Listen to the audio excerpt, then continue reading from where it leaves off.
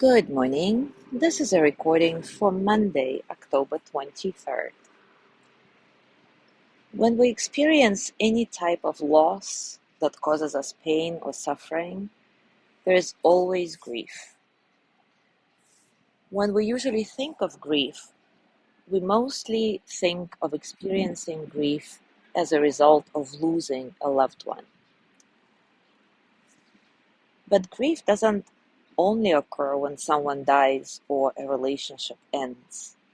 Grief happens whenever we lose something that is precious to us, even our trust, our faith, or our innocence.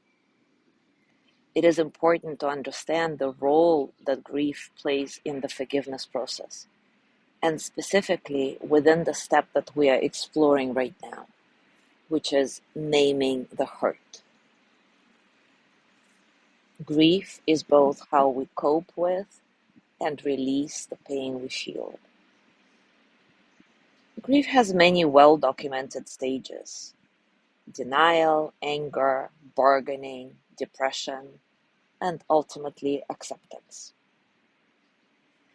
Just as we experience these after the trauma of losing a loved one, we often experience the same stages during and after any other major trauma, such as betrayal or an assault. We may cycle through the stages of grief or jump from one stage to another and back again. There is no fixed time, no fixed order, no one way of experiencing the grief associated with any loss. One may be in denial and then find oneself in depression, or one may be in acceptance and then find oneself in anger again. There is no right way to grieve, but grieving itself is essential. I'll repeat that again. There is no right way to grieve, but grieving itself is essential. Grief is how we come to terms not only with the hardship we have endured, but also with what could have been if life had taken a different course. We grieve as much for what might have been as for what was. When we name our hurts, we have moved out of the stage of denial, because we cannot honestly name our feelings and be in denial at the same time. But we must not berate ourselves even for our denial. It exists for a reason. Denial protects us from remembered pain and can serve to pace our grief. When a loss feels unbearable, overwhelming, denial can be a way of easing us into an acceptance of that loss. But prolonged denial can lead us to self-destruction. And addiction is just one of the many consequences of what happens when our pain and suffering are not healed through forgiveness cycle, when we get stuck in the denial stage.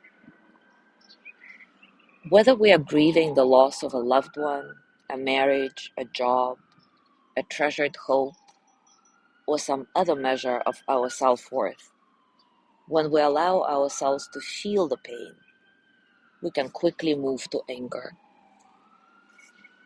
We feel anger at others, at ourselves, at God for letting such cruelty occur in our world. And it's totally okay to be angry.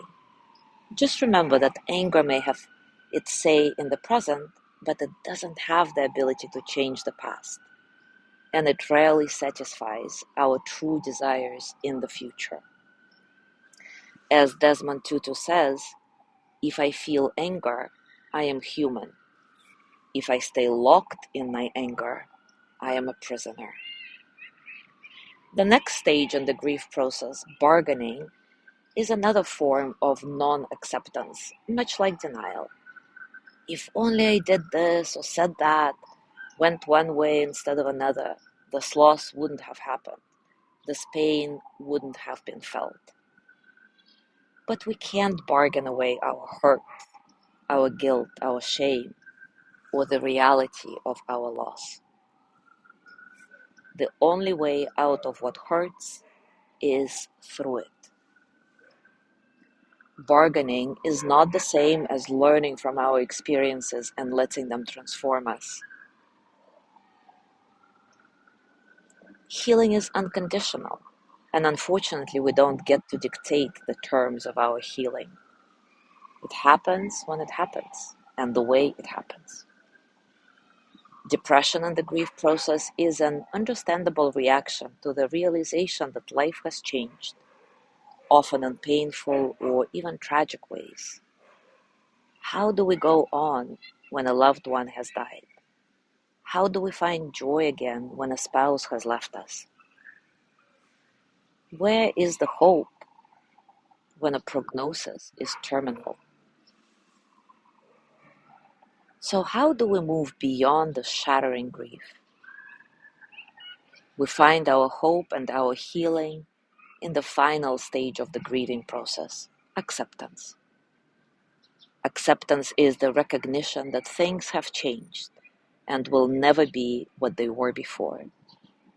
This is how we can find the strength to journey on. We accept the truth of what happened. We accept our hurt, our anguish, our sadness, our anger, our shame.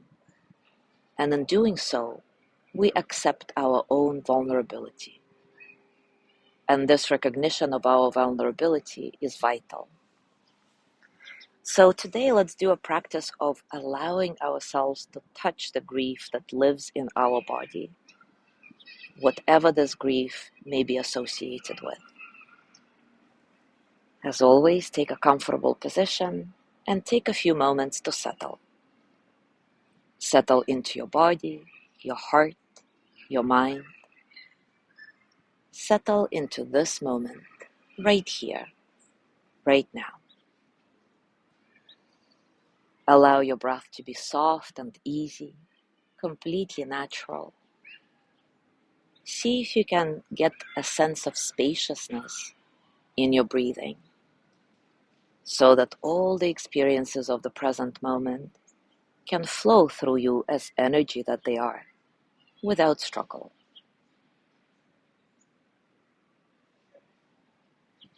Now bring to mind a personal loss. It may be the death of a loved one, recent or deep in the past.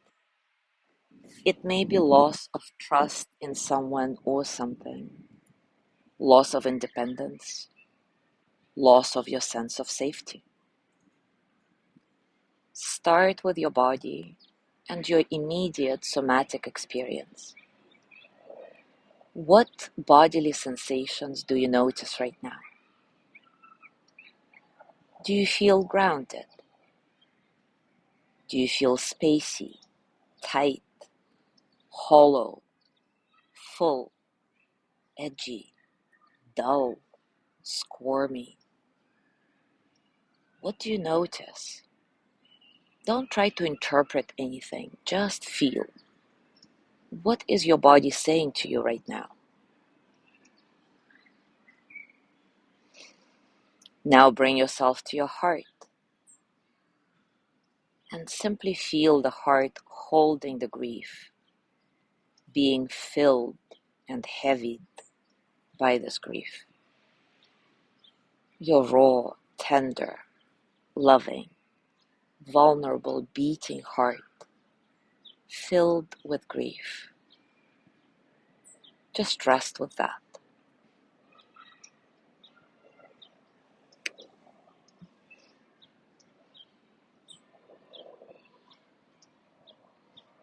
Now bring yourself into your throat center. Often the throat is connected with grief, and it wells up in tightness and has a kind of ache that can arise when we're about to cry, when we're shocked or have a sense of loss.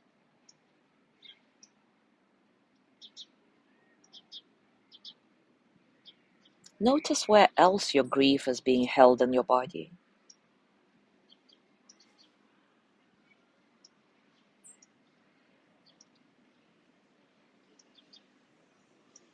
Whatever place you notice grief in, just stay there a little bit. All those places hold something. They're all processing something without words, without direction, naturally. Just trust that the body knows how to do it.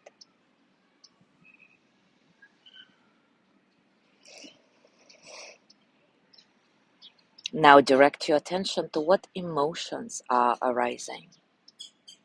Sorrow, anger, maybe a quality of love, disappointment.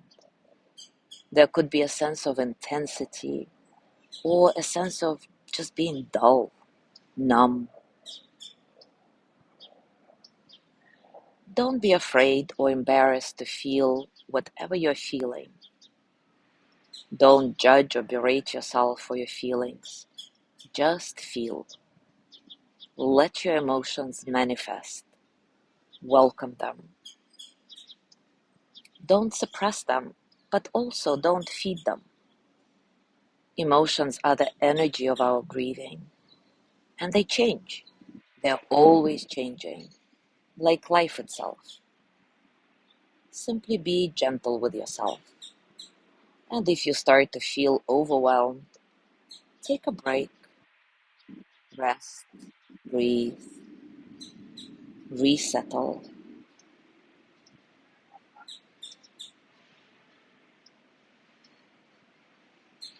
and then come back to grief. Let it do its work. Let it heal you. Don't be impatient, don't push. Let yourself grieve. Process this change in your life. Let it teach you.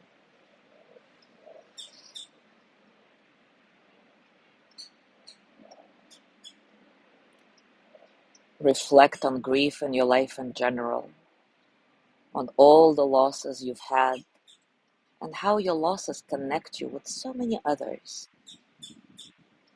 Just bringing your attention to that fact can be so healing. It happens to everyone. You are not alone.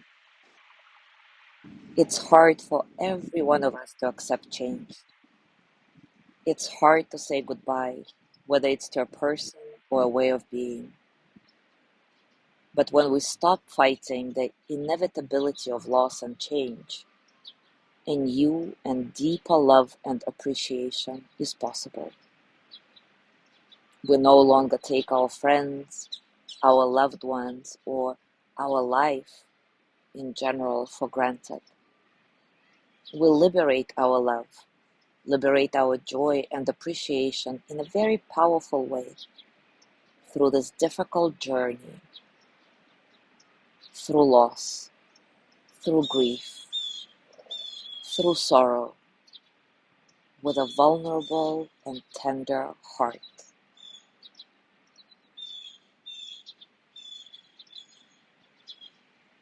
Now place your hands on your heart and thank yourself for this powerful work you've just done. Send yourself the energy of loving kindness. May I be filled with loving kindness. May I be well in body and mind. May I feel safe, protected, at ease. May I know deep, natural peace. As you gently let go of your practice, notice what's going on for you right now, physically, emotionally, mentally. How are you, really? As you go through your day today, I invite you to reflect on the fact that grief happens not only with the loss of someone dear to you, but also every time we lose something that is precious to us, even our trust, our faith, our innocence. Grief is both how we cope with and release the pain we feel. There is no right way to grieve, but grieving itself is essential for forgiveness process. How does this land for you? If there is any particular situation you're grieving right now, which stage of the process are you in?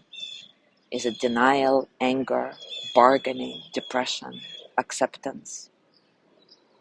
And remember, these are not linear steps in the process. You may be in the cycle of denial or anger more than once. You may jump from one to the next, or from the first stage to the fifth stage, without any rhyme or reason. Simply resolve to trust your process, to trust your timing. Thank you so much for being here today. Have a beautiful day, and I will see you tomorrow.